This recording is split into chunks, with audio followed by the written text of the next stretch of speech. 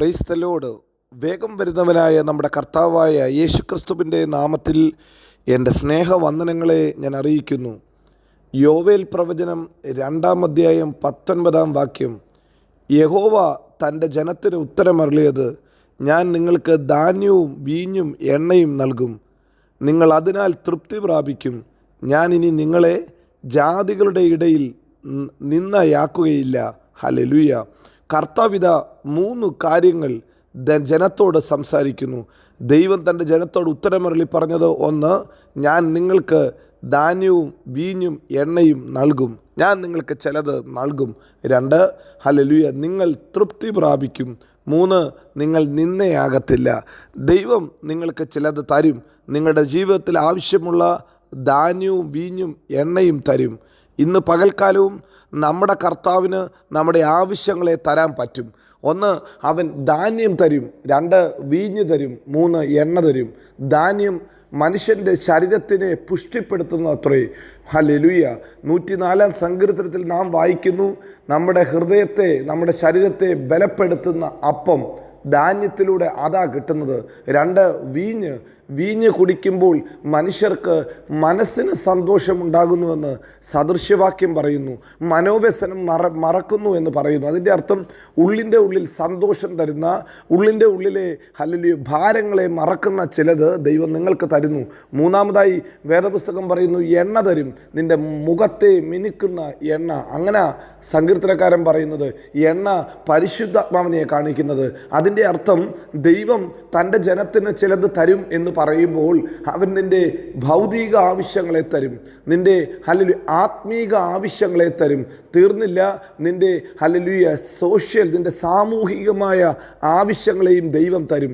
ദൈവം നിങ്ങൾക്ക് തരുമ്പോൾ നിങ്ങളുടെ ദേഹം, ദേഹി, ആത്മാവിന് വേണ്ടുന്നത് തരുവാൻ അവൻ വിശ്വസ്തനാ. അതുകൊണ്ടാണ് ഫിലിപ്പിയ ലേഖനത്തിൽ അപ്പസ്തോലനായ പൗലോസ് ധൈര്യത്തോടെ ഇപ്രകാരം പറയുന്നത്, എൻ്റെ ദൈവമോ നിങ്ങളുടെ ബുദ്ധിമുട്ടൊക്കെയും നിങ്ങളുടെ ആവശ്യങ്ങളൊക്കെയും തൻ്റെ മഹത്വത്തിൻ്റെ ധനത്തിനൊത്തവണ്ണം ക്രിസ്തുവേശുവിൽ പൂർണ്ണമായി തീർത്തു തരും. എൻ്റെ ദൈവം ആരാ? നിങ്ങളുടെ ആവശ്യത്തെ തരുന്ന ദൈവമാ. എൻ്റെ ദൈവം ആരാ? നിങ്ങൾക്ക് വേണ്ടി കരുതുന്ന ദൈവമാ. ഇന്ന് പകൽക്കാലം എത്ര പേര് ഇത് വിശ്വസിച്ചിട്ട് ആ കരങ്ങളൊന്ന് ഉയർത്തിയിട്ട് പറയും, എൻ്റെ കർത്താവ് സകലത്തെയും തരുന്ന ദൈവമാ. എൻ്റെ കർത്താവ് നമ്മുടെ കയ്യിൽ നിന്ന് വാങ്ങിക്കൊണ്ടു പോകുന്ന ദൈവമല്ല, അവൻ തരുന്ന ദൈവമാ. ഏലിയാവിന് കാക്കയാൽ അപ്പം കൊടുത്തവൻ. ഹല്ലേലൂയ. നൈനിലെ വിധവയ്ക്ക് മകൻ്റെ ജീവനെ കൊടുത്തവൻ. ഹല്ലേലൂയ.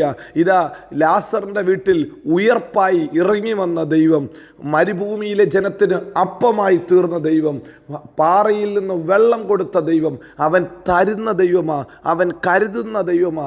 ആർക്ക് വേണ്ടിയാ കരുതുന്നത്?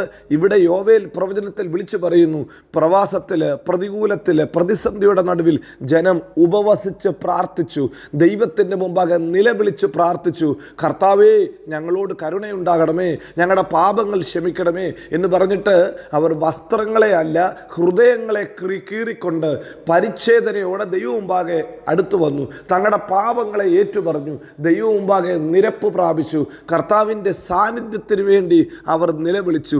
ഇന്ന് രാവിലെയും ഈ വചനം കേൾക്കുന്ന ദൈവ പൈതലേ, നിൻ്റെ വീട്ടിനകത്തെ നന്മയ്ക്ക് തടസ്സം ഒരുപക്ഷെ നിൻ്റെ ഹൃദയ കാഠിന്യമെങ്കിൽ, നിൻ്റെ വീട്ടിനകത്തെ ദൈവപ്രവൃത്തിക്ക് തടസ്സം നിൻ്റെ സ്വഭാവമെങ്കിൽ, നിൻ്റെ പ്രാർത്ഥനയുടെ കുറവെങ്കിൽ, ഇന്ന് രാവിലെ ഒരു തീരുമാനമെടുത്താട്ട് നിലവിളിയോടെ പ്രാർത്ഥിക്കാൻ തയ്യാറാണ്. ഹല്ലേലൂയ. അങ്ങനെയെങ്കിൽ ഉത്തരമരുളുന്ന ദൈവം, തരുന്ന ദൈവം, ജീവിക്കുന്ന ദൈവം അത്രേ. അവൻ ഇന്നും കരുതുന്ന ദൈവമാണ്. ഇന്നും അവൻ നിനക്ക് വേണ്ടി തരുവാൻ അവൻ്റെ ഭണ്ഡാരത്തിൽ ഉണ്ട്. അത് നമ്മുടെ കുറവെങ്കിലൊന്ന് വിളിച്ചു പറ, കർത്താവേ ഞാൻ എന്നെ തന്നെ സമർപ്പിക്കുക. എൻ്റെ ജീവിതത്തിൽ എവിടെയാണോ കുറവ്, കർത്താവ് ഒന്ന് പണിയണം. അങ്ങ് തട്ടിപ്പറിച്ച് മാറ്റുന്ന ദൈവമല്ല, അങ്ങ് കരുതുന്ന ദൈവമാണ്. ദേഹം, ദേഹി, ആത്മാവിനെ പോഷിപ്പിക്കുന്ന എൻ്റെ കർത്താവേ സ്തോത്രം. 2, ഹല്ലേലൂയ, പ്രവാചകൻ വിളിച്ചു പറയുന്നത്, അവൻ നൽകുക മാത്രമല്ല, അവൻ തൃപ്തി തരും. ഈ ലോകത്തിൽ മനുഷ്യർക്ക് എന്ത് കിട്ടിയാലും തൃപ്തി വരത്തില്ല. എന്നാൽ ഒരു ദൈവ പൈതലിന് വേണ്ടി ദൈവം വല്ലതും തന്നാലോ അതിനകത്ത് തരുന്ന സന്തോഷം, അതിനകത്ത് തരുന്ന തൃപ്തി, അത് വർണ്ണിക്കുന്നതിനും അതീതമാണ്. ഇന്ന് രാവിലെയും ഈ വചനം കേൾക്കുമ്പോൾ തന്നെ നിങ്ങളൊന്ന് ചിന്തിച്ച് നോക്ക്. ദൈവം ഒരു കാര്യം തരുമ്പോൾ നിങ്ങൾക്ക് അതിനകത്തൊരു തൃപ്തി തരും. അത് അനുഭവിക്കാൻ പറ്റുന്നത് തന്നെ എത്ര ഭാഗ്യമാണ്. ദൈവം ഒരു കാര്യം തരുമ്പോൾ ഒന്നും കംപ്ലൈൻറ്റ് പറയാൻ പറ്റത്തില്ല, പിറുപിറുക്കാൻ പറ്റത്തില്ല. നടക്കത്തില്ല.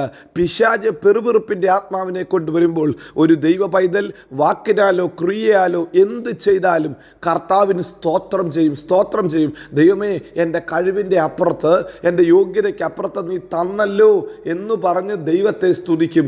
അല്ലെങ്കിൽ പാട്ടുകാരൻ പറയുന്നത് പോലെ വാ തുറന്ന് പറയും, ഇതെൻ്റെ കഴിവല്ല, ഇതെൻ്റെ ഗുണം കൊണ്ടല്ല, എൻ്റെ ശക്തി കൊണ്ടല്ല, കർത്താവേ നിൻ്റെ കൃപയാ എന്ന് പറയാൻ സാധിക്കും. ഇന്ന് രാവിലെ അങ്ങനെയെങ്കിൽ ചിലതിനെ ഒന്ന് ഓർത്ത്, ദൈവം തന്ന നന്മകളെ ഓർത്ത് 2 കരങ്ങൾ ഉയർത്തി അല്പനേരം ഒന്ന് സ്തുതിക്കാൻ പറ്റുമോ? Hallelujah, hallelujah, hallelujah. ഇതാ മൂന്നാമതായി ദൈവം പറയുന്നു, ഹല്ലേലൂയ, നിങ്ങൾക്ക് തരുന്ന ദൈവം, നിങ്ങൾക്ക് ഹല്ലേലൂയ തൃപ്തി തരുന്ന ദൈവം. ആ ദൈവം പറയുന്നു, ഞാൻ നിങ്ങളെ ഇനി ജാതികളുടെ നടുവിൽ നിന്നയാക്കത്തില്ല. നിങ്ങൾക്ക് ഒരു പക്ഷേ ഇരുവരെയും നിന്നെ അനുഭവിച്ച് കാണും. നിൻ്റെ ദൈവം എവിടെന്ന് ചോദിച്ച് ആൾക്കാർ കളിയാക്കി കാണും. നിൻ്റെ കുടുംബത്തിനകത്തെ ദൈവപ്രവൃത്തി എവിടെ ചോദിച്ച് കളിയാക്കി കാണും. ഇതാ പ്രവാചകൻ വിളിച്ചു പറയുന്നു, ഇനി നിങ്ങൾ നിന്നെ അനുഭവിക്കത്തില്ല. എന്നെ കേൾക്കുന്ന പ്രിയ മകനെ, മകളെ, നിൻ്റെ ജീവിതത്തിനകത്ത് നിന്നയുടെ അനുഭവത്തിലൂടെ, തകർച്ചയുടെ അനുഭവത്തിലൂടെ നീ കടന്നുപോയോ? ദൈവം പ്രവർത്തിക്കുമ്പോൾ നിനക്കിനി നിന്നെ അനുഭവിക്കാൻ ദൈവം അനുവദിക്കത്തില്ല. ദാനിയേലിനെ സിംഹക്കുഴിയിൽ മാനിച്ചവൻ, രാജാവിൻ്റെ മുമ്പാകെ മാനിച്ചവൻ, ഹല്ലേലൂയ, നെബൂഖദ്നേസർ മുതൽ ഇതാ ദാര്യാവേശ് വരെ, കോരശ് വരെ മാനിച്ച് ശുഭപ്പെടുത്തിയ ദൈവം നിന്നെയും മാനിപ്പാൻ വിശ്വസ്തനായ ദൈവമാ. ഹല്ലേലൂയ. ഫറവോൻ്റെ മുമ്പാകെ ജോസഫിനെ മാനിച്ചവൻ, മൊർദെഖായിയെ മാനിച്ച ദൈവം നമ്മെ മാനിപ്പാൻ വിശ്വസ്തനായ ദൈവം. അവൻ വാക്കുമാറാത്ത ദൈവം. അവൻ നമ്മെ എല്ലായിടത്തും എല്ലായ്പ്പോഴും ക്രിസ്തുയേശുവിൽ ജയോത്സവമാക്കി നടത്തും. God bless you. Amin, Amin.